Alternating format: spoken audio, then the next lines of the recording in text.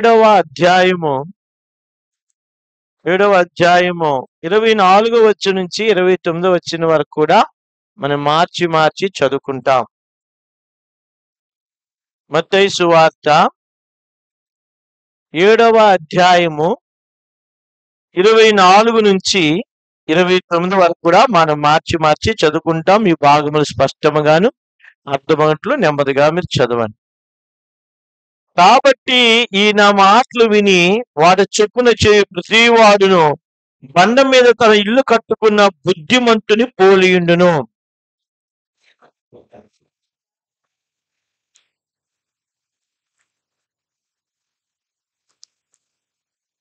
మరియు ఈ నా మాటలు విని వాడు చొప్పున చేయని ప్రతివాడు ఇసుక మీద తన ఇల్లు కట్టుకున్న బుద్ధిహీనుని పోలియుండును.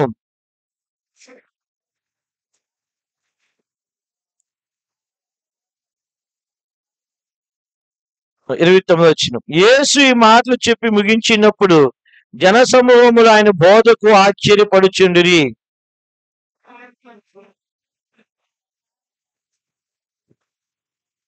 మరి ఒక మాట మొదటి కొరింథీ పత్రిక 11వ అధ్యాయం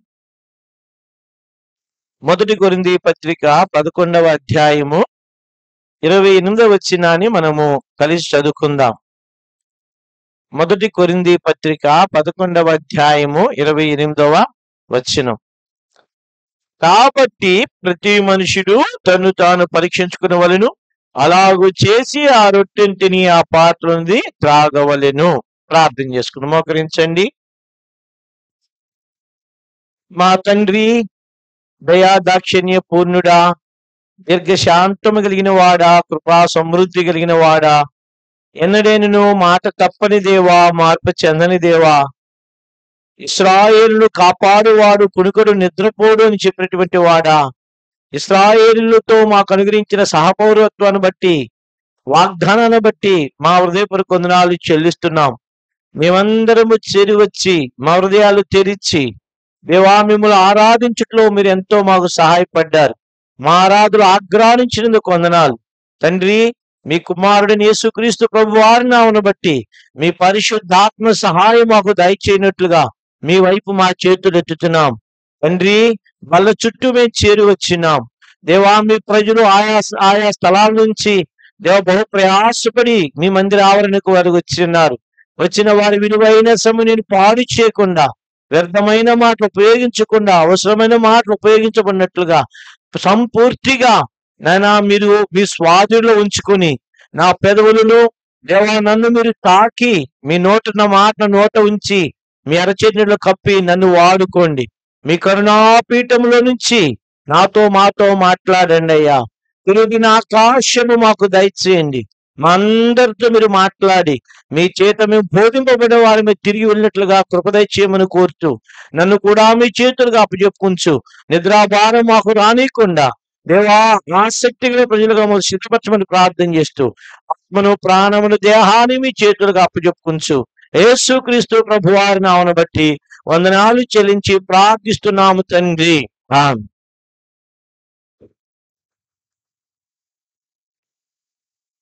మనము శిష్యరికని గురించి ధ్యానిస్తా ఉన్నాం. యేసుక్రీస్తు ప్రభువారు ఆజ్ఞ ఇచ్చారు, మీరు వెళ్ళి సమస్త జనులను నాకు శిష్యులుగా చేయండి అన్నాడు. ఇది మన అనేక దినాల నుంచి దీన్ని మనం ధ్యానిస్తా ఉన్నాం. మత్తయి సువార్త 5వ అధ్యాయములో శిష్యుడు ఎలా ఉండాలో అని యేసు ప్రభువారు ప్రారంభించి 5, 6, 7 చివరికి వచ్చేటప్పటికి కూడా శిష్యులకు దేవుని వాక్యాన్ని బోధిస్తున్నారు. కాబట్టి శిష్యుడు గురువుగా ఉండాలి. ఉదాహరణకు ఇప్పుడు చూడండి, ఏదన్నా టైలరింగ్ నేర్చుకోవడానికి వెళ్ళేటప్పుడు ఒక టైలర్ దగ్గర వెళ్ళి వారు అభ్యాసం చేస్తారు. మొట్టమొదట టైలర్ ఏం చేస్తాడు, ఎక్స్పీరియన్స్ అయిన వాడు ముందు చిన్న కుట్టమని చెప్తాడు. తర్వాత బటన్స్ కుట్టమని చెప్తాడు. తర్వాత కొలతలు నేర్పుతాడు. తర్వాత చక్కగా ఒక మిషన్ ఇచ్చి ఏం చేస్తాడు, కుట్టమని చెప్తాడు. ఆ తర్వాత ఈ కుట్టుతున్న వ్యక్తి వేరే స్థలంలోకి వెళ్ళి షాప్ పెట్టుకుంటాడు. ఇప్పుడు ఆ గురువు ఎంతో సంతోషిస్తాడు. కాబట్టి మనం కూడా యేసుక్రీస్తు ప్రభువారి వలె మనము సిద్ధపరచబడాలి. మనం యేసు వలె మనం ఉండాలి. కాబట్టి యేసు వలె మనం ఉండకపోతే చూడండి, అవ్వ మోసపరచబడింది. యేసు ప్రభువు తండ్రి దేవుడు అవ్వను ఉదాహరణకు ఆదాముని దేంతో చేశాడు? మంటితో చేశాడు, మనకు తెలుసు. ఎవరి పోలికలో చేశాడు? దేవుని పోలికలో చేశాడు. మరి దేవుని పోలికలో చేయబడిన ఈ మనుషుడు దేవుని పోలిక ఎక్కువ, దేవదూతల పోలిక ఎక్కువ? దేవుని పోలికే ఎక్కువ. కానీ ఈ అవ్వమ్మ దగ్గరికి వచ్చి ఆ యొక్క సర్పం ఏం చెప్పిందంటే, అమ్మా మీరు కళ్ళు తెరబడతాయి, మీరు దేవదూతల వలె ఉంటారు అన్నాడు. దేవుడేమో యజమానుడు, దేవదూతలేమో బైబిల్ ఏమని సంబోధించిందంటే వారు ఎవరండి? పరిచారకులు, సేవకులు. అంటే రాజుగా ఉండవలసినటువంటి ఈ యొక్క ఆదాము అవ్వలు ఎలాగైపోయారు? దేవుడి మాట వినని కారణాన వారు దాసులైపోయారు.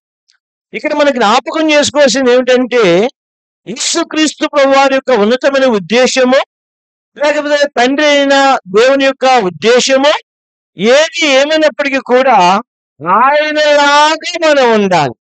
ఎవరిలాగండి? ఆయనలాగా మనం జీవించాలి. ఆయనలాగా మనము ఈ లోకంలో బ్రతకాలని దేవుడు మనల్ని ఏర్పరచుకున్నాడు. ఇక్కడ ఇప్పుడు మనము శిష్యరికాన్ని గురించి మనకి జ్ఞాపకం చేస్తా ఉన్నాం. ఇప్పుడు యేసు ప్రభువారు చివరికి వచ్చేటప్పటికి ఈ మాటలని చెప్పి ఇప్పుడు రెండు ఇల్లు గురించి చెప్తున్నారు. ఒక ఇల్లు బండ మీద కట్టబడిన ఇల్లు, ఒక ఇల్లు ఇసుక మీద కట్టబడిన ఇల్లు. రెండు బాగానే ఉన్నాయి. అంటే ఈ రెండు ఏమి సూచిస్తుందంటే, బండ మీద కట్టబడిన ఇల్లు ఆత్మ సంబంధమైన మనుషుడు సూచిస్తుంది. ఇసుక మీద కట్టబడినటువంటి ఇల్లు ఏమని చూపిస్తుంది? శరీర సంబంధమైన మనుషుణ్ణి చూపిస్తుంది. వారిద్దరూ కూడా దేవుని పిల్లలే, గుర్తుపెట్టుకోండి. ఇక్కడ ఈ రెండు కూడా చూడడానికి ఇల్లుగా ఉన్నాయి. ఇప్పుడు ఇది యేసు ప్రభువు చెప్పింది బయట ఉన్నటువంటి అన్యులైన వారు కాదు, శిష్యులైన వారికి. కాబట్టి దేవుని పిల్లలని చెప్పుకుంటే మనము బయటకు వచ్చినప్పుడు బండ మీద మన ఇల్లు కట్టబడుతుందా, లేకపోతే ఇసుక మీద మనము పైన కట్టుకుంటున్నామా? ఇసుక మీద కట్టబడిన ఇల్లు ఒక దినాన కూలిపోద్ది. ఎంత అందమైన పెయింటింగ్ వేయొచ్చు, ఎంత అందమైనటువంటి ఫర్నిచర్ ఇంట్లో పెట్టొచ్చు, ఎంత అందమైనటువంటి తివాచీలు వేయొచ్చు, కానీ ఒక దినం పరీక్షించబడే రోజు వస్తుంది. ఆ పరీక్షించబడిన రోజు వచ్చినప్పుడు బండ మీద కట్టబడిన ఇల్లు స్థిరంగా ఉంటది. ఇక్కడ మనము జ్ఞాపకం చేసుకోవాల్సింది ఏమిటంటే, మన పునాది బండ మీద వేయబడిందా? ఈ పునాది, అందుకే బైబిల్ ఏం చెప్తుందంటే, పౌలు ఎఫెసీ పత్రిక 2వ అధ్యాయములో పౌలు అంటారు, క్రీస్తు యేసు మూలరాయి ఉండగా అపోస్తలులు ప్రవక్తలు వేసిన పునాది పైన మీరేం చెబుతారు? కట్టబడుచున్నారు. యేసుక్రీస్తు ప్రభువారు మూలరాయి. యేసు ప్రభువారు లేకుండా ఈ పునాది లేదు. యేసు ప్రభువారు లేకుండా పునాది కట్టబడదు. మూలరాయి అనేది ఉండాలి, ప్రారంభ రాయ. కాబట్టి దానికి మూలరాయి వంకరగా వచ్చింది అనుకోండి, అదంతా ఏమైపోతుంది? వంకరగానే కట్టబడుతుంది. దృష్టి పునాది అనేది, మూలరాయి అనేది యేసు ప్రభువారు చెక్కబడినటువంటి రాయి. ఇప్పుడు చెక్కబడిన రాయికి జతరించబడాలి. నువ్వు చెక్కబడిన రాయికి అంటగట్టబడాలంటే నీవు కూడా ఏం చేయబడాలి? కట్టబడాలి. కట్టబడకుండా రాళ్ళకు ఏమి రాదు? అందం రాదు. కట్టబడకుండా ఆ రాళ్ళకు సౌందర్యం రాదు.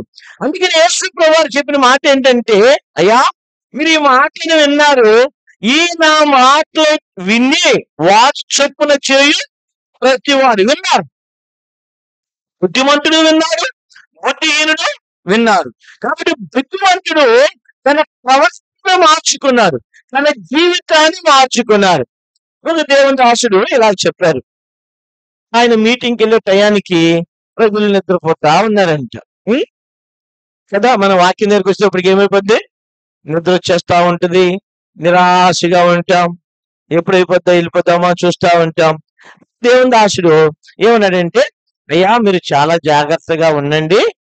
ఇప్పుడు వేసే ముందు 2 పాములు వచ్చాయి. కొడదాం అనుకున్నాము. కానీ ఏ పాము ఎక్కడ దూరిందో తెలీదు. మీరు మాత్రం చాలా శ్రద్ధగా చూడండి అన్నాడంట. ఉన్నప్పుడు ఇంకా నిద్రపోతారా? ఈయన వాక్యం చెప్తుంటే ఒక అక్క రాసుకుంటూ మర్చిపోయిందంట. రాసుకుంటే ఏం చేసి రిఫరెన్స్ మర్చిపోయి ముందు అక్కనే ఇలాగందంట, వినమో అని లేచిందంట. అండి అంటే మనుషుడికి ఏ భయం ఉంది? ఏ భయం ఉంది? కానీ ఏ భయం లేదు. అర్థమైందా? నిర్లక్ష్యంగా ఉంటే మనుషుల భయం ఉన్నట్టు. ఏమండి? మనుషుల భయం కాదు. ఎవరి భయం ఉండాలి మనకి? దేవుని భయం ఉండాలి. దేవుని భయం కలిగి ఉంటే చూడండి, యెహోవా యందలి భయము ఆశీర్వాదం తీసుకొని వస్తాడు. ఏమండి? బైబిల్ ఎక్కడైనా చూడండి, బైబిల్ ఎక్కడైనా చూడండి, భయం లేని వాళ్ళని దేవుడు ఎప్పుడూ దీవించడు. గుర్తుపెట్టుకోవాలి. భయం ఉంటే సమయానికి వస్తాం, భయం ఉంటే శ్రద్ధ కలిగి ఉంటాం, భయం ఉంటే పదిసార్లు తిరగదు, భయం ఉంటే ఏంటి మన భక్తిని కలిగి ఉంటాం. గుర్తుపెట్టుకునే మాట. కాబట్టి భయం అనేది ప్రాముఖ్యమైంది. అందుకే భయంతో కూడినటువంటి భక్తిని కలిగి ఉండాలి. కాబట్టి ఇక్కడ ఆ దేవుడు చూడండి, ఉదాహరణ యెషయా గ్రంథంలో మనం చూస్తే 60 చూడండి, 60 యెషయా గ్రంథము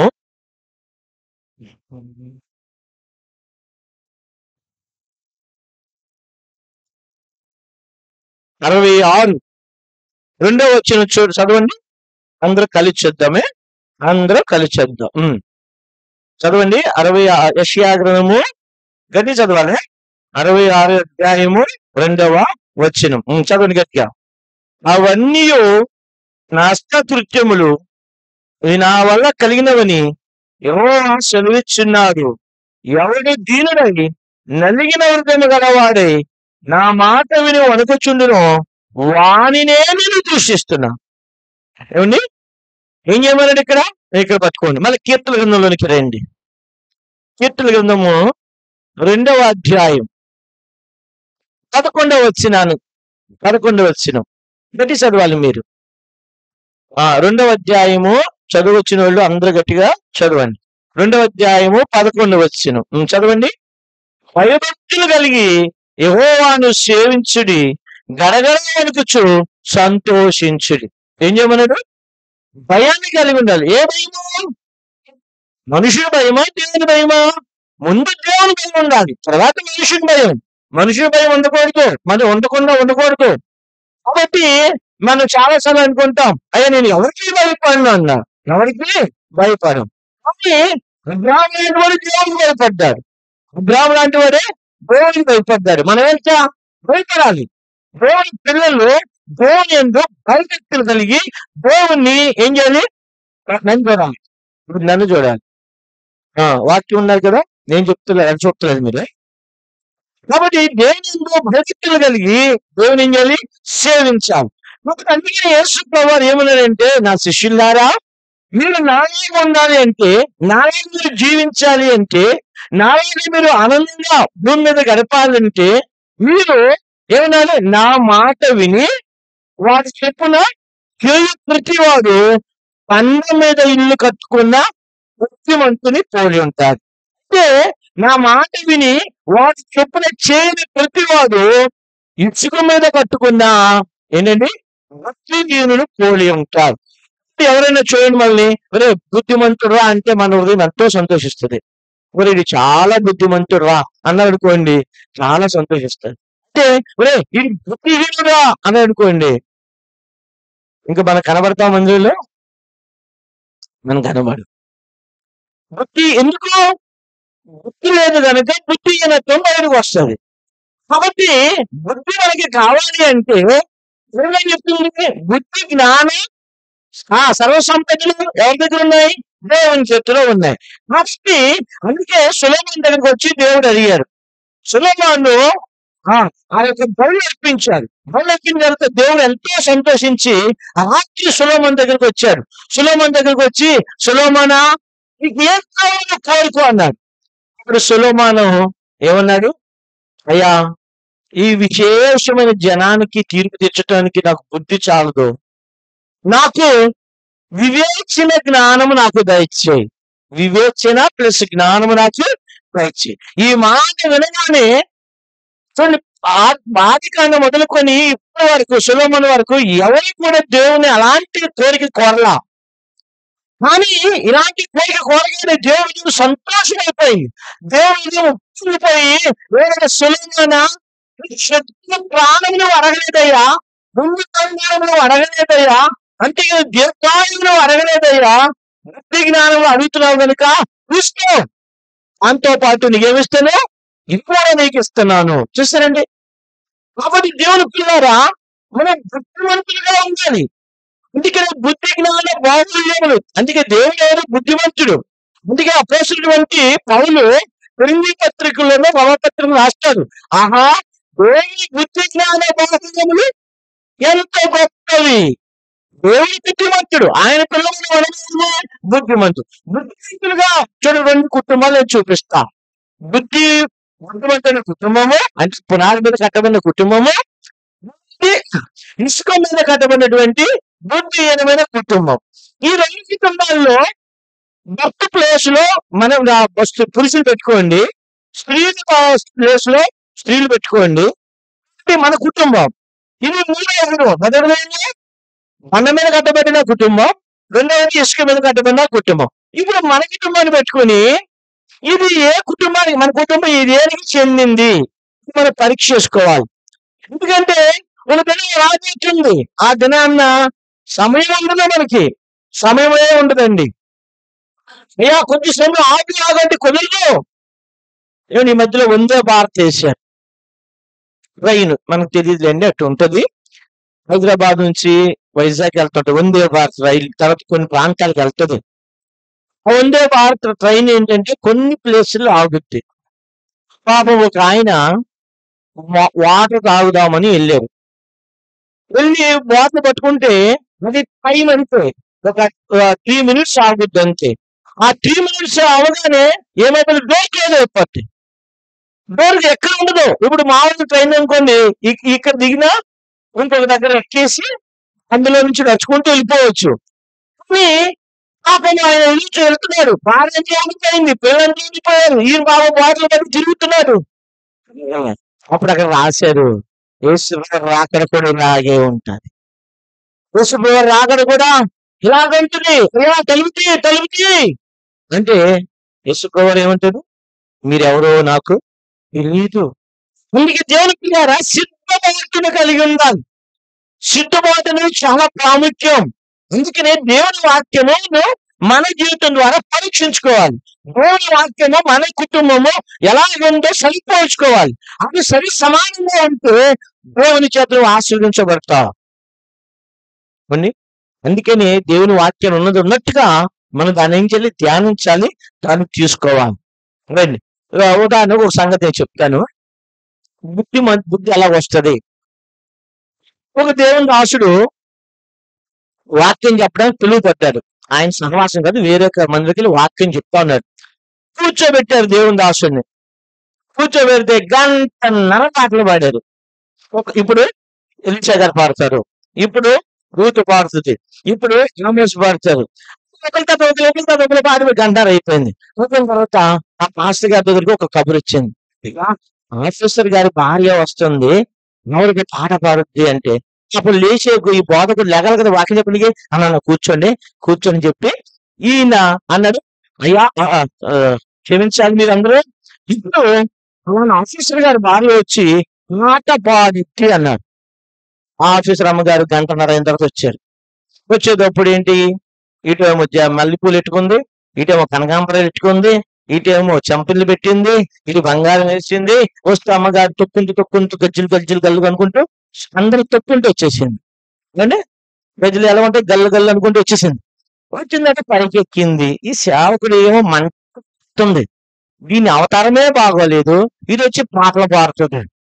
ఈయన లెగుతుంటే పక్కన భాస్కర్ ఏమో అయిపోతుంది కొంచెం ఓర్చుకో ఏంటి, అమ్మగారు రాదు కదా మళ్ళీ. ఇప్పుడు ఈయన చూస్తున్నాడు, పాపం ఈయన రోషం గల సేవకుడు.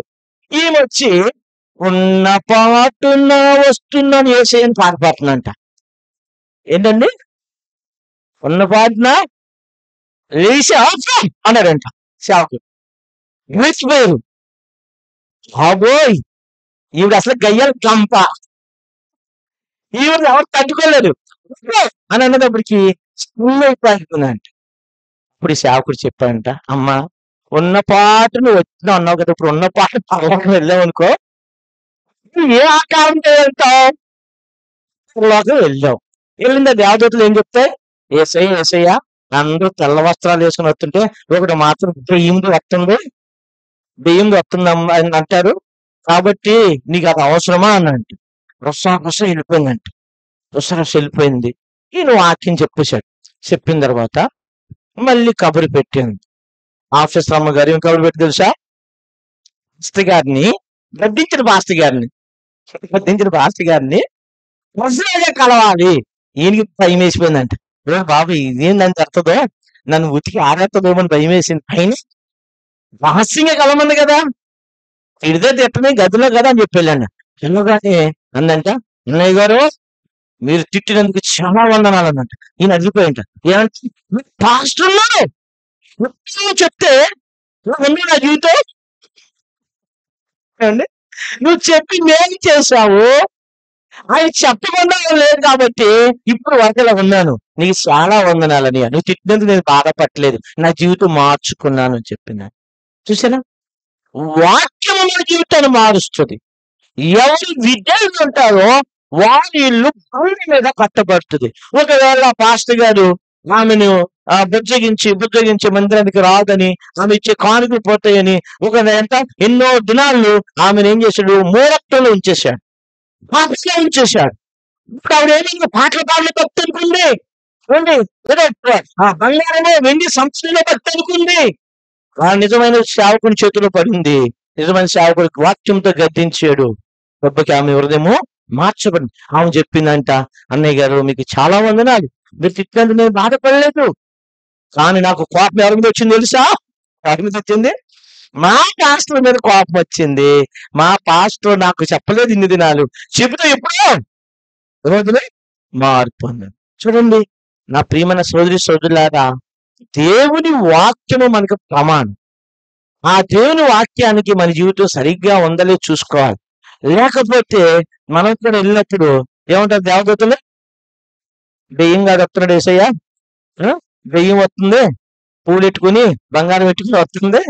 అప్పుడు యేసుప్రభువు ఏమంటాడు? అయ్యా దాన్ని అట్టించే పంపించడం లేదు ఇక్కడ అంటాడు. ఏమండి? అంతేనా? ఆమె ఏమంటాడు? అట్నుంచటే పంపించండి. చూడు మనకి ఇష్టం లేని వాళ్ళు ఏమంటారు? ఒరే అట్నుంచటే పంపించాను వాళ్ళని. కాబట్టి వాళ్ళకి చెప్పించుకోకూడదు. రండి నేను 2 కుటుంబాలు చూపిస్తాను. ఆదికాండము 18వ అధ్యాయము 19వ అధ్యాయంలో ఇక్కడ 2 కుటుంబాలు ఉన్నాయి. 2 కుటుంబాలు. ఈ ఆదికాండము 18వ అధ్యాయము 19వ అధ్యాయంలో మనం చూస్తే 19వ అధ్యాయంలో ఎవరి కుటుంబం ఉందండి? ఎవరి కుటుంబం ఉంది? నాకు చెప్పాలి, మీరు నోరు తెరవాలి, సహోదరులు తెరవాలి. ఏదో తమ్ముడు ఎవరు లేదండి? ఐజీ గారు చెప్పలే. లేకపోతే మా పాస్టర్ గారు చెప్పలేదని అన్నాం అనుకో, యేసయ్య నన్ను కొడతాడు. అంతేనా? చెప్పు. ఆదికాండం 18వ అధ్యాయం ఏ కుటుంబం ఉంది అక్కడ? గట్టి చెప్పాలి నాకు. అబ్రాహాము కుటుంబం ఉంది. ఆదికాండం 19వ అధ్యాయం ఎవరి కుటుంబం ఉంది? లోతు కుటుంబం ఉంది. ఇవన్నీ మనకు బాగా తెలుసు. అయితే అబ్రాహాముని పాత నిబంధన ఏమని పిలిచింది? నీతిమంతుడని పిలిచింది. కొత్త నిబంధన కూడా లోతుని ఏం పిలిచింది? ఏమని చూడండి. కొంతమంది వాక్యం చెప్పకపోతే మా ఇరిసేకర్ లాంటి వాళ్ళు అనుమానంగా చూస్తున్నారు. మంచిది, రండి పేతురుపత్రికలోనికి రండి. పేతురుపత్రిక 2వ పేతురుపత్రిక 2వ అధ్యాయం 7వ వచనం చదవండి అందరూ కలిసి. తీసారా? 2వ పేతురుపత్రిక 2వ అధ్యాయము 7వ వచనం తీసారా? దుర్మార్గుల కామ వికారత్వం నడవడి చేత బహుబాధపడిన నీతిమంతుడకు లోతును తప్పించాను. ఏమని సంబోధించింది కొత్త నిబంధన? ఏమని? నీతిమంతుడు. దుర్మార్గుడా? సిద్ధయ్య గారు బైబుల్లో, సిద్ధయ్య గారు అలా తిరిగి వస్తుంటే ఏం గుర్తుంటారు సిద్ధయ్య గారు? ఎప్పుడు అయిపోతే పారిపోదాం చూస్తుంటారు బాబు ఆయన. రైట్. పాత నిబంధన ఏమో అబ్రహాముని, కొత్త నిబంధన కూడా అబ్రహాము నీతిమంతుడే కదండి. అబ్రహాం ఎవరు? దేవుని స్నేహితుడు. కానీ పాత నిబంధన ఎక్కడ కూడా లోతు నీతిమంతుడు అని చెప్పిందా? చెప్పలేదు. కానీ కొత్త నిబంధన ఏం చెప్పింది? లోతు నీతిమంతుడు. ఇద్దరు నీతిమంతుడు కుటుంబాలే. కానీ అబ్రహాము నీతి వేరు, లోతు నీతి వేరు. అబ్రహాము నీతి, లోతు నీతి ఒకటి కాదు, గుర్తుపెట్టుకోండి. అయితే అబ్రహాము దేవుడు మెచ్చినటువంటి నీతిమంతుడు, లోకం మెచ్చినటువంటి నీతిమంతుడు. గుర్తుపెట్టుకోండి ఇక్కడ. ఈ రెండు కుటుంబాలను మనకు జ్ఞాపకం చేసుకుంటే 18వ అధ్యాయంలో మొదటి వచనంలో అబ్రహాము ఎక్కడ ఉన్నాడు? చూడండి అన్నమాట. మొదటి వచనం చదవండి ఇప్పుడు. అందరు కలిసి చదవాలి, తీయాలి. నేను 2 వచ్చిన అధ్యాయాల్లో పెట్టుకోవాలి మీరు. తీయని ఆదికాండము 18వ అధ్యాయము. మరియు మమ్రే దగ్గరున్న సింధూర వనములో అబ్రహాము ఎండవేళ గుడారపు ద్వారమందు కూర్చుని ఉన్నప్పుడు యెహోవా అతనికి కనబడెను. 19వ అధ్యాయానికి రండి ఇప్పుడు. మొదటి వచనం. ఆ సాయంకాలం అంటూ ఆ ఇద్దరు దేవదూతలు సొదొమ చేరినప్పటికీ లోతు సొదొమ గవని యొద్ద కూర్చుండెను. చాలు. చూడండి, ఆదికాండం 18వ అధ్యాయము అబ్రహాము ఒంటరిగా కూర్చున్నాడు. 19వ అధ్యాయంలో లోతు గుంపులో కూర్చున్నాడు, గవని యొద్ద కూర్చున్నాడు. ఆదికాండం 18వ అధ్యాయంలో అబ్రహాము ఎక్కడ కూర్చున్నాడు? ఎండ వేళ వెలుగులో కూర్చున్నాడు. కాబట్టి ఆదికాండం 19వ అధ్యాయము ఈ యొక్క సాయంకాలము దేని కూర్చంటే చీకటి కూర్చో అంటే ఆయన నీతిమంతుడే గాని చీకట్లో ఉన్నారు. కాబట్టి అబ్రహాము జీవితం అని ఆదికాండం 18వ అధ్యాయం చివరికి వస్తే అబ్రహాము మొదటిగా ఒంటరిగా ఉన్నాడు, కిందకి వచ్చినప్పుడు కుటుంబం ఉంది. అయితే ఆదికాండం 19వ అధ్యాయంలో లోతు గవనికి కూర్చున్నాడు. లోతు గవనికి ఎవరు కూర్చుంటారు? ఇప్పుడంటే లేదు కానీ టీవీలు వచ్చిన తర్వాత సర్వనాశనం అయిపోయింది కుటుంబ వ్యవస్థ. సెల్ ఫోన్ అయితే ఇంకా వ్యవస్థ ఏమైపోయింది. ఇటువరకు టీవీ అయితే కుటుంబం అంతా కూర్చున్నది, సెల్ ఫోన్ అయితే భర్త ఇలా చూస్తుంటారు, భార్య ఎలా చూస్తుంటది, పిల్లలు అలా చూస్తుంటారు, వారి పక్కనే కూర్చుంటారు. కానీ ఒకటి కూడా ఏముండదు, సంబంధం ఉండదు. ఏమంటే ఎన్నో రోజులు చెప్పాను కదా, ఒక తల్లి నాలాంటి తల్లి అండి, మీరంటే కోపడతారు కదా, నాలాంటి తల్లి ఈ సెల్ ఫోన్ చూస్తూ పాలు తాగి తీసుకొచ్చి అలా పెట్టిందంట. ఎక్కడ పెట్టింది? ముక్కులో పెట్టేసింది. ముక్కులో చచ్చిరండి. కాబట్టి గవని దగ్గర మన పూర్వ దినాల్లో ఒక ఊరు ఉంటే ఊరు దగ్గర ఏం చేసేవాళ్ళు? ఊరికి ముందు ఏమండి అంతేనా, పెద్దలో కొంచెం మోతుబెర్లు ఏం చేసేవాళ్ళు? 10 మంది 15 మంది కూర్చున్నవాళ్ళు. ఆ మోతుబెర్ల దగ్గర అందరు కూర్చుంటారా? కూర్చోరు. కొంతమంది చేతులు కట్టుకుని కింద కూర్చుండే వాళ్ళు, డబ్బులు లేని వాళ్ళు. డబ్బులు ఉన్న వాళ్ళు ఎవరో మోతుబెర్లు. ఇప్పుడు ఈయన మోతుబెర్రి, ఈయన ఎక్కడ గవని కూర్చున్నాడు అంటే ఆయనకి ఏమవుతుంది? అక్కడ పేరుంది, ప్రతిష్ఠిత ఉంది, అన్నీ ఉన్నాయి. అయితే ఇక్కడ అబ్రహాము చెట్టు కింద కూర్చున్నాడు. కాబట్టి అబ్రహాము జీవితం ఏం చూపిస్తుందంటే పునాది మీద వేయబడినది. ఎందుకు అబ్రహాము పునాది మీద వేసుకున్నాడు అంటే, అబ్రహాము జీవితంలో చూడండి ఎక్కడైనా అవిధేయత చూపించినట్టు ఎక్కడా లేదు. గుర్తుపెట్టుకోండి. దేవుడు ఇది చేయి అబ్రహామా మనం దాన్ని ఖచ్చితంగా చేశాడు. దేవుడు అన్నాడు అబ్రహామా, చూడండి అబ్రహాం జీవితంలో కొన్ని విషయాలు. అబ్రహాంతో దేవుడు చెప్పాడు, అబ్రహామా నువ్వు లేచి నీ బంధువుల యొక్క నుండి, నీ ఇంటి నుండి, నీ యొక్క దేశం నుండి నువ్వు బయటికి రా అన్నాడు. అప్పుడు నాలుగైదు ఏముందో, ప్రభువా బయటికి వస్తాం కానీ బంధువులు ఎత్తుండి ఎలాగెళ్తాం ప్రభువా? బంధుగానే ఉండాలి కదా మనకి. మా ఇంటి పేరోళ్ళే, మా కులం పేరోళ్ళే. ఏమండి, నాకు నేను ఒక ఆయన, నేను తప్పనట్లేదు, అది మీకు తప్పంచుకోండి. నేను ఒక ఆయన మంచి సాక్ష్యం చెప్పాడు. నన్ను దేవుడు కాపాడాడన్నా, అన్ని కాపాడాడన్నా అని చెప్పిన తర్వాత అన్నాడు, మా ముగ్గురు పిల్లలకి పెళ్లి చేయాలన్నా, బయట కులం కంటే మా కులమే బెటర్ ఏమో అనిపిస్తుంది అన్నాడు. ఇంకొక వ్యక్తి వచ్చి అన్నాడు, అన్నా ఒక పెళ్లి సంబంధం చూడు మాకు అన్నాడు. నేను అన్నాను, నేను చూడాలంటే కులాలు చూడండి అబ్బాయి, పట్టణాలు చూడండి అబ్బాయి, మరి ఇలాగైతే ఒప్పుకుంటే నువ్వు బయోడేటా పంపాను. ఏమండి? కాబట్టి దేవుడు అబ్రహాముని ఎక్కడి నుంచి పిలిచాడు? ఇంటిలో నుంచి, నీ తండ్రి ఇంటి నుండి, నీ బంధువుల యొద్ద నుండి, నీ దేశం నుండి నువ్వేం చేయాలి? ఒరే నాయన, వచ్చిందో ఒక కొత్తసేపు కూర్చుంటావు. సెల్ ఫోన్ అందుకే సెల్ ఫోన్ కట్టేయండిరా అంటాను. దాని నెక్స్ట్ సెల్ ఫోన్ తీసేసుకోవాలి మీ నాన్న దగ్గర. కాబట్టి బంధువుల యొద్ద నుండి ఏం చేయాలి నువ్వు? బయటికి పైకి చూడాలి. అమ్మ కేజీఎమ్మ గారు, బంధువుల యొద్ద నుండి బయటికి రా అన్నాడు. అయ్యా నేను రాలేను అని చెప్పాడా? లేదు. వెంటనే అబ్రహాము ఏం చేశాడు? దేవునికి విధేయత చూపించాడు. అంటే మాట విన్నాడు. మాట ఏం చేశాడు? విన్నాడు. లోతుని పిలిచాడా దేవుడు? బ్రాహ్మణి పిలిచాడు. లోతు పిలిచాడా? బ్రాహ్మణి పిలిచాడు. మరి లోతు వచ్చాడు. ఎవరిని బట్టి దేవుడు దీవించాడు? ఏమండి? బ్రాహ్మణి బట్టి లోతు దీవించబడ్డాడు. అలాగే ఇక్కడ యవనస్తులైన మీరందరూ కూడా మీ తల్లిదండ్రుల యొక్క శ్రమను బట్టి, బాధను బట్టి, ఇబ్బందిని బట్టి, వారు పడిన ప్రయాసం బట్టి, వారు చేసిన ప్రార్థన బట్టి ఈ రోజు మీ స్థితిలో ఉన్నారు. గుర్తెట్టుకోవాలి. మీ దేవుడు లేకుండా, మీ తల్లిదండ్రులు లేకుండా మీరు లేరు. చాలా మంది తల్లిదండ్రులు హీనంగా చూస్తారు.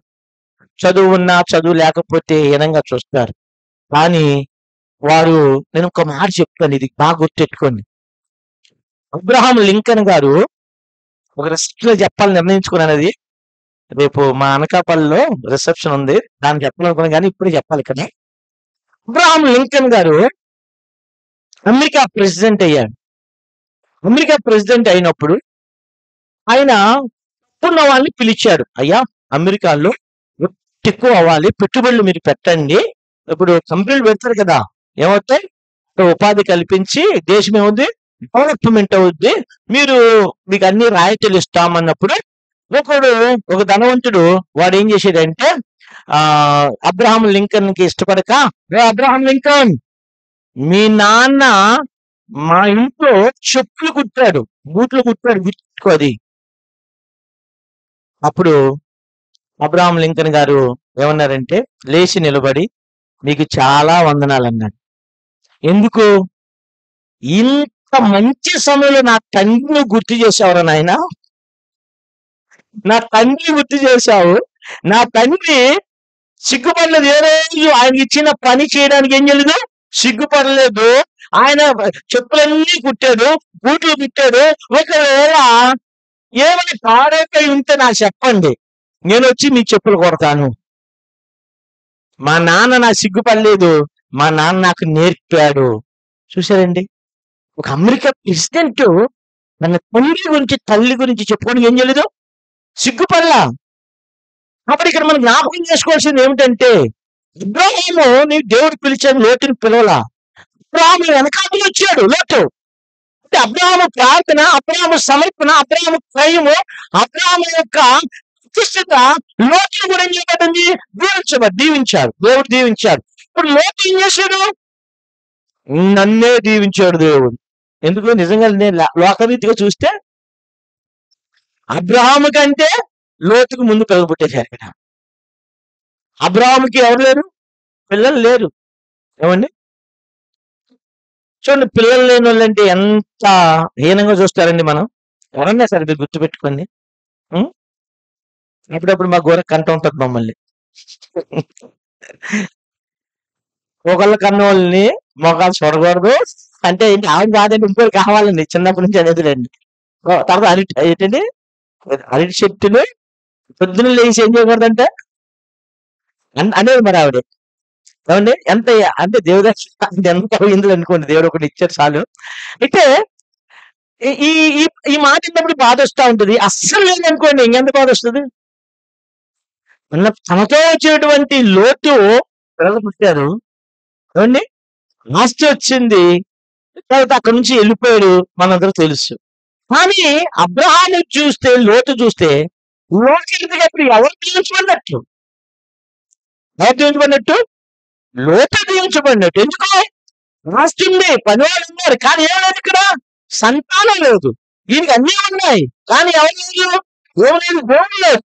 గుర్తుపెట్టుకోండి, ఇక్కడ దేవుడు లేకుండా నీవు ఎన్ని కలిగి ఉన్నా, ఆస్తి, ఐశ్వర్యం, పిల్లలు అన్ని కలిగి ఉన్నా, ఒక దినాన్న ఎన్ని వదిలిపెట్టబడతావు. జాగ్రత్త గుర్తుపెట్టుకోండి. పునాది అనేది యేసు ప్రభువారు. నీ పునాది యేసుక్రీస్తు ప్రభువారు ఉండాలి. దేవునికి నువ్వు భయపడాలి. అబ్రహాము గురించి దేవుడు అన్నాడు ఆదికాండం 22వ అధ్యాయంలో, అబ్రహామా, దీన్ని బట్టి నేను ఎరిగా. దేని బట్టి ఎరిగాడంటే, దేని బట్టి ఎరిగాడు? నీ ఒక్కడైన కుమారుని చూసుకొచ్చి అర్పించమన్నప్పుడు చూడండి, అబ్రహాము ఎక్కువ చూపించలేదండి. నేను ధ్యానిస్తే ఆయన పిలిచినప్పుడు అవిధేయత చూపించలా. భార్య మాట విని పెళ్లి చేసుకోమన్నాడు. పెళ్లి చేసుకోమంటే రెండో పెళ్లి చేసుకున్నాడు. తర్వాత దేవుడు ఏమన్నాడు? నీ భార్య చెప్పినట్టు చేయరా అని బాబు అన్నాడు. అదేంటి ప్రభువా, నా భార్య ఎలా ముందు చేసుకోమంది, దీని సంగతి ఏంటి అని అనలేదు. అప్పటికే కొడుకు పుట్టాడు కానీ దేవుని లోపలికి ఉండలేదు. ఏం చేశాడు అబ్రహాము? ఆఖరికి కొంత ఆహారమును నీళ్ళ తిట్టించి ఖాళీ చేతులతో పంపేశాడు. ఎవరి మాటను బట్టి? దేవుని మాట. తర్వాత అబ్రహాముతో దేవుడు చెప్పాడు, అయ్యా 22వ అధ్యాయానికి వచ్చేటప్పటికి, అబ్రహామ, నీ ఒక్కడైనా నీ కుమారుని నాకు ఇవ్వు అన్నాడు. ఇది ఎంత అయ్యా, ఆస్తి ఇస్తానయ్యా, అన్నీ ఇస్తానయ్యా, కానీ నా కొడుకుని మాత్రం ఇవ్వనయ్యా. ఏమండి, చాలా మంది ఆమె జీవితాన్ని సజీవ యాగంగా దేవునికి ఇవ్వడానికి ఇష్టపడరు. ఏమండి, దేవుడు ఎందుకు మన జీవితంలో కార్యం చేయట్లేదు, దేవుడు ఎందుకు మిమ్మల్ని ఆస్వాదించట్లేదు అంటే, అబ్రహాము వలె సంపూర్తిగా మనం లోబడట్లేదు, అబ్రహాము వలె సంపూర్తిగా మనం భయపడట్లేదు, అబ్రహాము వలె దేవుడికి విధేయతను చూపించట్లేదు. కాబట్టి లోతులాగా పైపైన ఆశీర్వాదంతో చాలు, నాకు ఆస్తి వస్తే చాలు, ఉద్యోగం వస్తే చాలు, బంగారం ఉంటే చాలు, పెళ్లి అయిపోతే చాలు, ఇవన్నీ మనం అనుకుంటాం. అయితే బైబిల్ ఏం చెప్పిందంటే, ఇక్కడ అబ్రహాము నీతిమంతుడే, లోతు నీతిమంతుడే. అయితే ఆదికాండము 18వ అధ్యాయానికి వచ్చేటప్పటికి అబ్రహాము ఇంటికి దేవుడు వెళ్ళాడు, లోతు ఇంటికి వెళ్ళాడు. అబ్రహాము ఇంటికి ఏమన్నా, అబ్రహాము పరిగెత్తాడు, లోతు పరిగెత్తాడు. గుర్తుపెట్టుకోవాలి, ఇక్కడ మీరు గమనించండి. అబ్రహాము ఇంటికి వెళ్ళినప్పుడు అబ్రహాము పరిగెత్తాడు, లోతు పరిగెత్తాడు. అబ్రహాము సాష్టాంగ పడ్డాడు, లోతు సాష్టాంగ పడ్డాడు. కానీ అబ్రహాము ఇంటికి వెళ్ళిన దేవుడు ఎలా వెళ్ళాడు చెప్పండి? పాపం తల్లిదా? అబ్రహాం ఇంటికి రండి, చూడు 19వ అధ్యాయంలోనికి రండి. చూడండి, 2వ వచనములో లోతింటికి వెళ్ళినప్పుడు దేవుడు ఏమన్నారు చూడండి. ముందుగా 18వ అధ్యాయంలోనికి రండి. 3వ వచనము 4వ వచనం కలిసి చదువుకుందాం. 18వ అధ్యాయము 3, 4 వచనాలు. ప్రభువా, నీ కటాక్షము నా మీద ఉన్నట్లా ఇప్పుడు నీ దాసుని దాటిపోవద్దు. ఇక్కడ గుర్తుపెట్టుకోండి. ఇప్పుడు చూడండి, ఇక్కడ 2వ వచనంలోనికి రండి. 19వ అధ్యాయం 2వ వచనం. నా ప్రభువులారా, దయచేసి మీ దాసుని ఇంటికి వచ్చి రాత్రి వెళ్ళగొచ్చి కాళ్ళు కడుక్కొని మీరు పెందల కడ లేచి మీ త్రోవను వెళ్ళవచ్చును. నేను చూడండి, ఎందుకు అడిగారు గుర్తుపెట్టుకోవాలి మీరు. ఇక్కడ అబ్రహాము దాటిపోవద్దన్నాడు, అప్పుడు దేవుడు ఏమన్నాడు చూడండి. 5వ వచనంలో చదువుతారండి. 18వ అధ్యాయం 5వ వచనం. కొంచెం ఆహారం తెప్పించేదను మీ ప్రాణములు, అందరూ చదువులు గట్టిగా, కొంచెము ఆహారము తెప్పించేదను మీ ప్రాణములను బలపరుచుకుని తరువాత మీరు వెళ్ళవచ్చును. ఇంద్రియ మొదట మీ దాసులకు వచ్చిత్రను వారు నీవు చెప్పినట్లు చేయమనగా. ఇదండి 19వ అధ్యాయానికి రండి. ఇప్పుడు 19వ అధ్యాయం 2వ వచనం మనకి చిన్న వదిలేసాం కదా. అందుకు చదవండి. అందుకు వారు, చదవండి అందరూ. అందుకు వారు, అలాగూ కాదు, నడివీధిలో రాత్రి వెళ్ళగొచ్చుదామని చెప్పిరి. చూడండి, ఇక్కడ ఇద్దరు నీతిమంతులే. పాత నిబంధన అబ్రహాము నీతిమంతుని చెప్పింది, కొత్త నిబంధన లోతు నీతిమంతుని చెప్పింది. అబ్రహాము ఇంటికి వెళ్ళినటువంటి దేవుడు అబ్రహాముని ఆహ్వానించారు. పైకి చూడండి, ఒరే కిషోరేడు చూడు, ఆయన ఎందుకు చూస్తున్న బుడ్డోని. అబ్రహాము ఇంటికి అబ్రహాము ఆహ్వానించారు, లోతు ఆహ్వానించారు. అబ్రహాము సాష్టాంగపడ్డాడు, లోతు సాష్టాంగపడ్డాడు. అబ్రహాము ఏం చెప్పాడు, అయ్యా మా ఇంటికి రండి అన్నాడు, లోతు రమ్మన్నాడు. అయితే వెంటనే దేవుడు ఏమన్నాడు, అబ్రహాము దగ్గర ఏమన్నాడు, నువ్వు చెప్పింది ఏంటి, నువ్వు చెయ్యి, వెంటనే నువ్వు చెయ్యి, నువ్వు ఏదైతే పెట్టాలి కూడా పెట్టు, చెయ్యాలి నువ్వు చెయ్యి. అయితే లోతు దగ్గరికి వచ్చేటప్పటికి ఏం చెప్పాడు, అలాగూ కాదు, నడివీధులు ఏం చేస్తామో వెళ్ళకొచ్చుది. అక్కడ రాయబడింది, లోతు ఏం చేశాడంట, మిక్కిలి బలవంతం చేశాడు. గుర్తుపెట్టుకోండి, మిక్కిలి అంటే దేవుడు స్వేచ్ఛగా నీ దగ్గర ఉండాలి, దేవుడు స్వేచ్ఛగా నీ ఇంట్లో నివాసం ఉండాలి, దేవుడు స్వేచ్ఛగా నీ దగ్గరకు రావాలి. అంతేగాని మిక్కిలి బలవంతం చేస్తే దేవుడు అగ్ని పెట్టాడు ఒక ఇంట్లో, అందుకని బతిలో అగ్ని పెట్టిన ఇల్లు ఏం చేయబడింది, జీవించబడింది. అదే దేవుడు ఆదికాండ 19వ అధ్యాయంలో అగ్ని పెట్టినప్పుడు ఆ ఇల్లు ఏం చేయబడింది, మొత్తం కాల్చబడింది. కారణం ఏంటి, లోతు నీతిమంతుడే, కానీ లోతు కుటుంబం ఏం లేదు, ఏం లేదండి, నీతి లేదు. గుర్తుపెట్టుకోండి, అక్కడ మనము ఇక్కడ బండ మీద కట్టబడిన ఇల్లుగా మనం ఉండాలి, మన కుటుంబం అలాగ ఉండాలి. అబ్రహాము జీవితం మనం చూస్తే దేవుని మాట విని వాటి చొప్పున చేసిన బుద్ధిమంతుడు ఏం చేస్తాడు, తను కాపాడుకున్నాడు, తన భార్య జీవితాన్ని కాపాడుకున్నాడు, తన యొక్క కొన్నటువంటి ఎంతమంది ఉన్నారు అబ్రహాముకి సేవకులు, చెప్పండి ఎంతమంది ఉన్నారండి, ఎంతమంది ఉన్నారు, ఎంతమంది యుద్ధం చేశాడు అబ్రహాం తీసుకెళ్ళి, 4 అధ్యాయాలు ఉంటది, ఎంతమంది అండి, ఓరి నాయన తెలీదా, ఏమండి ఎలీషా గారు,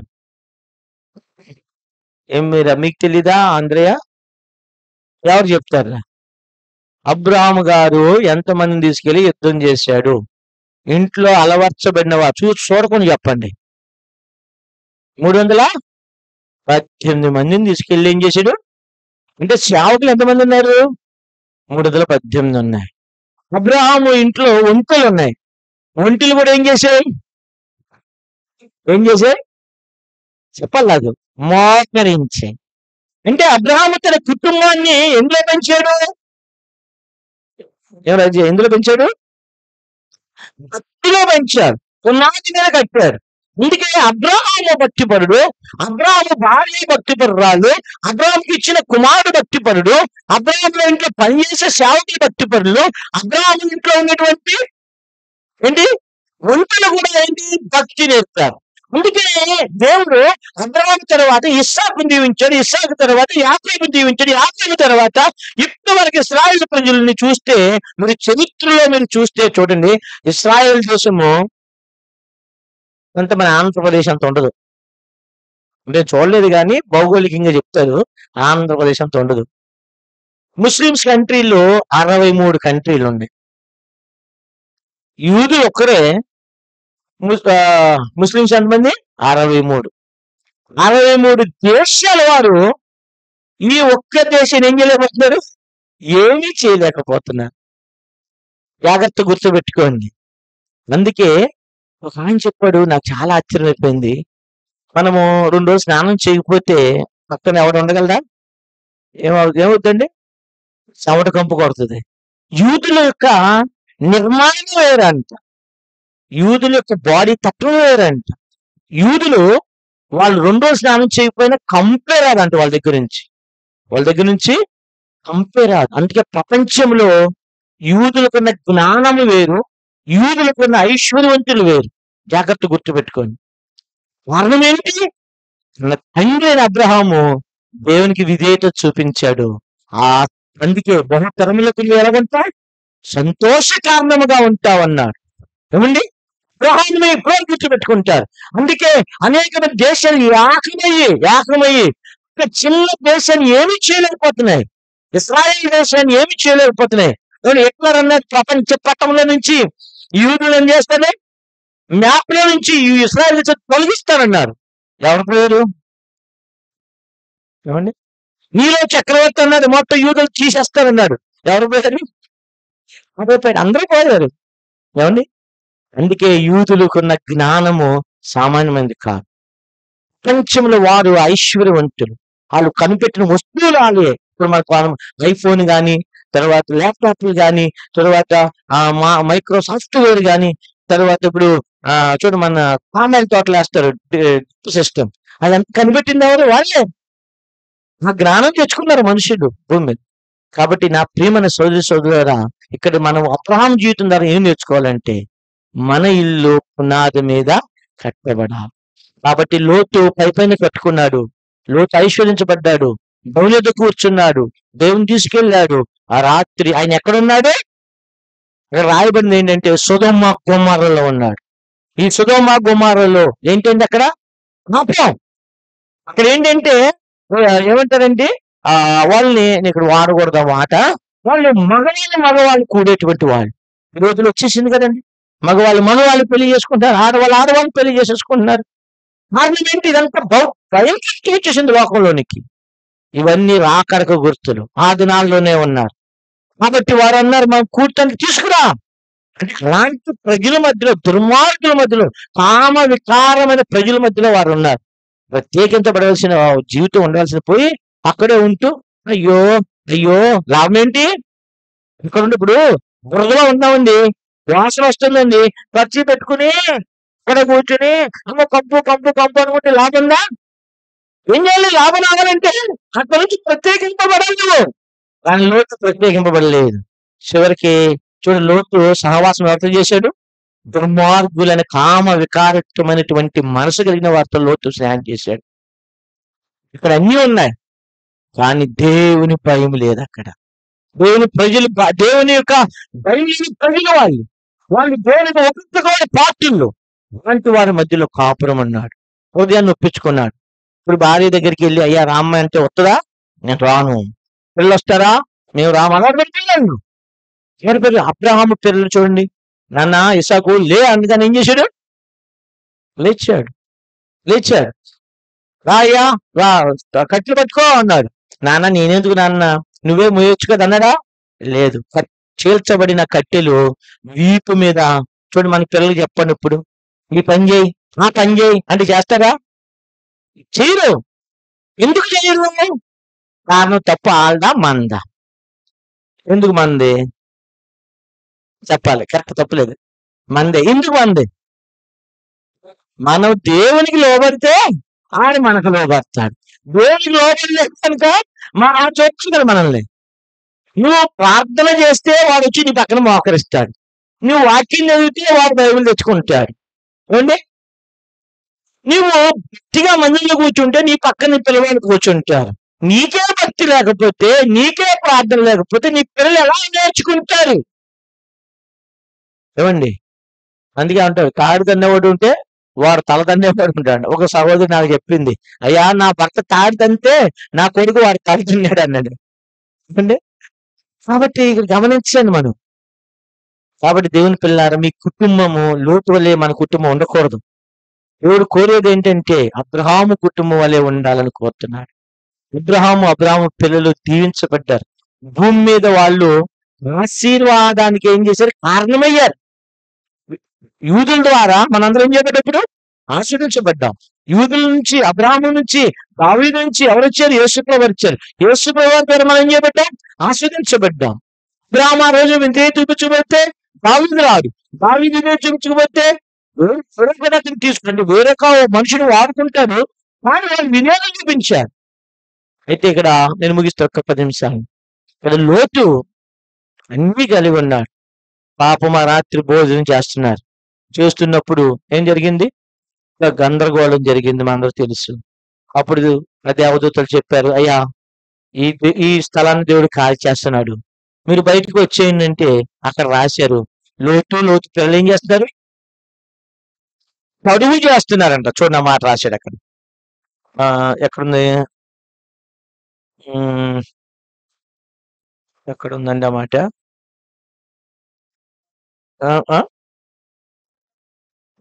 రైట్. 16 వచ్చింది, చదవండి.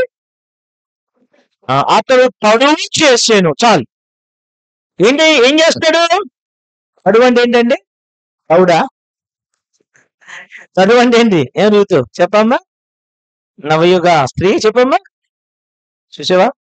పెద్దలు చెప్తారు చదువు ఏంటని, కానీ ఇప్పుడు వచ్చిన ఏంటి ఏమంటారు, నవయుగ స్త్రీ చెప్పలేదు కదా. చదువు అంటే ఏంటండి? పచ్చాలు అంటే ఆలస్యం నేర్చుకో. విన్నావా? చదువు అంటే ఏంటి? ఒక తల్లి తడువు చేస్తున్నాం అంటే తౌడెట్టుకెళ్ళి ఇచ్చిందంట. ఏమండి? అలా కాదే. రైట్. తడువు చేస్తుందంట. తడువు ఏం చేస్తాడు అంటే ఏంటి? అట్లా చుట్టూ కొంతమంది మన బజార్కి భార్య భర్తలు బయలుదేరి వెళ్ళాలనుకోండి. భార్య భర్తలు ఏం చేస్తారు, ఊరు వెళ్ళాలనుకుని చదువుకోవాలనుకో, భార్య పాపం ఈ బిరి వస్తుంది, ఆ బిరి వస్తుంది, మళ్ళీ వస్తుంది, మళ్ళీ వెనక్కి వెళ్తుంది, మళ్ళీ వస్తుంది. భర్తకి తెలియదు. భర్త పాపం, భార్య వేరు, ఎందుకంటే భర్త చేయదు కదా. ఏమంటే మీరు నన్ను తిట్టుకున్నా పర్లేదే. భార్య అంటే విధానం వేరు, భర్త విధానం వేరు. భర్త ఇప్పుడు నేనున్నాను, నా భార్య ఉంది, నేను 5 నిమిషాలు స్నానం చేసి బట్టలు వేసేసుకుంటాను. ఇప్పుడు బట్టలు వేయాలి, ఇవన్నీ ఇవన్నీ ఏం చేయాలి, సర్దుకోవాలి. అది రామ్మా అంటే ఇంకా అక్కడే ఉంటుంది ఆవిడ. ఏమండి స్త్రీలందరూ. కానీ ఇక్కడ ఎవరో స్త్రీలు చేయట్లేదు తడువు. ఎవరు చేస్తున్నారు? లోతు గారు చేస్తున్నారు తడువు. అంటే పురుషులు ఎక్కడ తడువు చేస్తారా? ఎక్కడనే సెక్యూర్గా ఉంటున్నారు, తడువు అక్కడ చేయరు. కానీ తడువు చేశాడు. అప్పుడు అబ్రహాము చేసిన ప్రార్థన బట్టి లోతు మీద దేవుడికి ఏం పుట్టింది? కనికరం పుట్టింది. కానీ లోతు నీతిని బట్టి పట్ల గుర్తుపెట్టుకోండి. ఇక్కడ లోతు ప్రార్థన బట్టి అక్కడ పట్టలేదు, కానీ అబ్రహామును బట్టి యెహోవా అతని మీద ఏం పడ్డాడండి? కనికరం పట్టాడు. చివరికి భార్య పిల్లలను బలవంతంగా దేవుడు బయట తీసుకొచ్చి పెట్టాడు. పాపం అప్పుడు దేవుడు చెప్పాడు, అయ్యా లోతు, మీరు వెనక్కి తిరిగి చూడొద్దు. పాపం ఎంత పేరుందండి లోతుకి. ఏమండి? ఐఫోన్ ఉండిపోయింది అక్కడ, ఇంకేంటి టీవీ ఉండిపోయింది, రిఫ్రిజిరేటర్ ఉండిపోయింది, ఏసీ ఉండిపోయింది, తర్వాత క్యాష్ ఉండిపోయింది, డబ్బులు ఉండిపోయాయి, బంగారం ఉండిపోయింది. అప్పుడు ఎలాగా అండి? అప్పుడు 90లో వరద వచ్చింది అనకాపల్లి. ఒక మాట చెప్తానే, ముందే చెప్పారు శారద నది ఉంది మా పక్కనే, గట్టిగా ఉంటుంది, ఒక 1 కిలోమీటర్లు. అప్పుడు నేను లేనులేండి, నేను ఊరు వెళ్ళాను. అంటే గట్టు తెగిపోతే జాగ్రత్తగా ఉన్నానంటే ఎవరికి తెలియలేదు. గట్టు తెగింది, మా అన్నయ్య వాళ్ళందరూ తలుపులు తాళాలేసి పై మేడ ఎక్కేశారు. సిద్ధపాటు లేదు. కాబట్టి ఎందుకు సిద్ధపాటు ఏంటి, తయారు అన్ని కట్టుకుని ఓట్లేస్తున్నారు. కాబట్టి ఇక్కడ బహుశా ఈవిడి, అయ్యో ఏముండిపోయాయి, ఇవన్నీ ఉండిపోయాయి, కొంచెం టైం ఇస్తే చాలు దేవుడు ఏం చేస్తుంది, 4 మూటలు ఎత్తుకొచ్చేస్తాం. ఆ అమ్మగారు వెనక్కి తిరిగి చూసింది, ఏమైపోయిందండి? ఉప్పు స్తంభం అయిపోయింది. పాపం భార్య పోయే. భార్య ఏమైపోయింది? మొట్టమొదటి ఏమైపోయిందండి? అమ్మగారు ఏం అయిపోయింది? తిరిగినట్టే ఉంది. వీళ్ళు తిరిగారు అనుకోండి, బహుశా ఈ పిల్లలు ఉదాహరణకు చూస్తానికి అమ్మ అమ్మ అని అనుకోండి, వీళ్ళు అయిపోతారు. కాబట్టి ఈ లోతు ఏం చేస్తాడు, అమ్మ పోతే పోయింది అమ్మ మరి అని చెప్పి వెళ్ళాడు. చివరికి చూస్తే ఏమైపోయిందంటే లోతు కుటుంబం, భార్య ఉప్పు స్తంభం అయిపోయింది, 2 పిల్లలు వ్యభిచారులు అయిపోయారు, తండ్రి వ్యభిచారి అయిపోయాడు. చివరికి అతని నీతి మంతుని కుటుంబము నీతి మాలిన స్థితిలోకి వెళ్ళిపోయింది, దిక్కులేని స్థితిలోకి వెళ్ళిపోయింది. కారణం ఏమిటి? దేవుని మాట వినకపోవటం. కాబట్టి నా ప్రియమైన సోదరులారా, బైబిల్ చెప్తుంది, ఈ నా మాట విని వాటి చొప్పున చేయు ప్రతివాడు ఎక్కడ కట్టుకుంటాడు? బండ మీద ఇల్లు. లోతు ఇల్లు నిలబడిందా? అబ్రహాము ఇల్లు నిలబడిందా? అబ్రహాము ఇల్లు నిలబడింది. అనేకమైన సమస్యలు వచ్చాయి అబ్రహాం జీవితంలోనికి, చెక్కు చెదరలా. ఎందుకు? బండ మీద కట్టబడింది. నా ప్రియమైన సోదరులాగా, నీవు నీ పిల్లలు ఆశీర్వదించబడాలి, దీవించబడాలంటే నీ పిల్లలకు నువ్వు ఆస్తి ఇచ్చినా అది నిలబడదు, ఐశ్వర్యం నిలబడదు. నీవు ప్రార్థనాపూర్వకంగా అబ్రహాము వలె నువ్వు ఉంటే, అబ్రహాము వలె నువ్వు చేస్తే, నీ పిల్ల ఇస్సాకులాగా దీవించబడతారు. తర్వాత నీ మనవళ్ళు యాకోబులాగా దీవించబడతారు. యాకోబు తర్వాత ఎంతమంది దీవించబడ్డారు? అందరూ దీవించబడ్డారు. అలాంటి ఆశీర్వాదంలోకి మనం రావాలంటే, కాబట్టి ఇక్కడ ఒక మాట చూసి ముగిసిరండి. మనం చదివాం కదా, మత్తయి సువార్త 7వ అధ్యాయము. మత్తయి సువార్త 7వ అధ్యాయము అందరూ కలిసి చదువుకుందాం. కాబట్టి మనం ఎక్కడైతే దేవుని మాట లోబట్టలేదో, ఎక్కడైతే వినట్లేదో అది ఒప్పుకుని మనము దేవుని దగ్గర సరి చేసుకుంటే అబ్రహాం దీవించిన దేవుడు మనల్ని కూడా దీవిస్తాడు. చూడండి ఇక్కడ రండి 24 వచనాన్ని చదువుదాం, కలిసి చదువుదాం అందరూ. కాబట్టి ఈ నా మాటలు విని వాటి చొప్పున చేయి ప్రతివాడును కింద మీద తన ఇల్లు కట్టుకున్న బుద్ధిమంతుని పోలియుండును. 26 కూడా చూడండి. మరియు ఈ నా మాటలు విని వాడి చొప్పున చేయని ప్రతివాడు ఇసుక మీద తన ఇల్లు కట్టుకున్న బుద్ధిహీనుని పోలియుండును. కాబట్టి మనం బుద్ధిమంతులమో బుద్ధిహీనులమో మనకు తెలుసు. వాక్యం చెప్తుంది, యేసుప్రభువు ఏమన్నాడు? ఈ నా మాట విని. నా మాట విననివాడు. విన్నవాడేమో బుద్ధిమంతుడు, విననివాడేమో బుద్ధిహీనుడు. విన్నవాడేమో బండ మీద తన ఇల్లు కట్టుకున్నాడు, విననివాడేమో ఇసుక మీద పోన్లే. లోతు కూడా ఏం చేశాడు? మా పెదనాన్న దగ్గర ఉంటే మాకెందుకు, స్వేచ్ఛ లేదు. ఏం కావాలండి ప్రజలకి ఈ రోజుల్లో? స్వేచ్ఛ కావాలి. మా నాన్న నా మీద ఏలుబడి చేసేస్తున్నాడండి, మా అమ్మ నా మీద ఏలుబడి చేసేస్తుందండి, మా భర్త ఏలుబడి చేస్తున్నాడండి, నా భార్య ఏలుబడి చేస్తుందండి. బైబిల్ ఏం చెప్తుంది తెలుసా? వేరుండగోరువాడు లెస్సైన జ్ఞానానికి విరోధి. ఏమండి ఏమండి ఒకసారి మీకు చూసి ఉంటారు ఫేస్బుక్ లో 2 బొమ్మలు ఎట్టాడు. తాబేలు బొమ్మ. తాబేలు ఏమనుకుందంటే పైన డిప్ప బాగా నాకు బరువుగా ఉంది, డిప్ప నుంచి బయటకు వస్తాను అనుకుంది. ఏమైంది చెప్పండి? డిప్ప నుంచి బయటకు వస్తే ఏమవుద్ది? దాని డిప్పని అంటారు తాబేలు పైన డిప్ప. ఆ డిప్ప లోపల ఉన్నంత వరకు ఏముంటది? అక్కడ సేఫ్టీ ఉంటది. పోతే ఏమవుద్ది? ఏమైపోద్ది? మరణమే. ఎవరికైనా ఎందుకు? ఇప్పుడు నాకు గద్ద వచ్చింది అనుకుందాం, అట్లే విడిపోద్ది, దానికి ఏమి చేయలేరు. కొండ మీద పడేసిన డిప్ప పగలదంట. కొండ మీద పడినా దాని భద్రత. అదే డిప్ప నుంచి బయటకు వచ్చేసిన తర్వాత ఏమవుద్దండి? ఏమవుద్దమ్మా?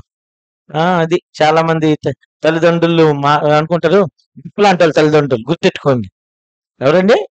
డిప్పలాంటి తల్లిదండ్రులు ఉన్నంత వరకే మీకు క్షేమము. మా తల్లిదండ్రులు వద్దండి, నేను స్వేచ్ఛగా జీవిస్తాను అంటే గద్ద రావచ్చు, కాకి రావచ్చు, ఇంకేమొస్తాయండి, గుంటనక్కలు రావచ్చు, ఇంకేది కనబడినోళ్ళు రాయవచ్చు, చెప్పలేం. కాబట్టి మనము ఇక్కడ జ్ఞాపకం పెట్టుకోవాల్సింది ఏంటంటే క్రీస్తులోనే భద్రత, దేవుల్లోనే భద్రత.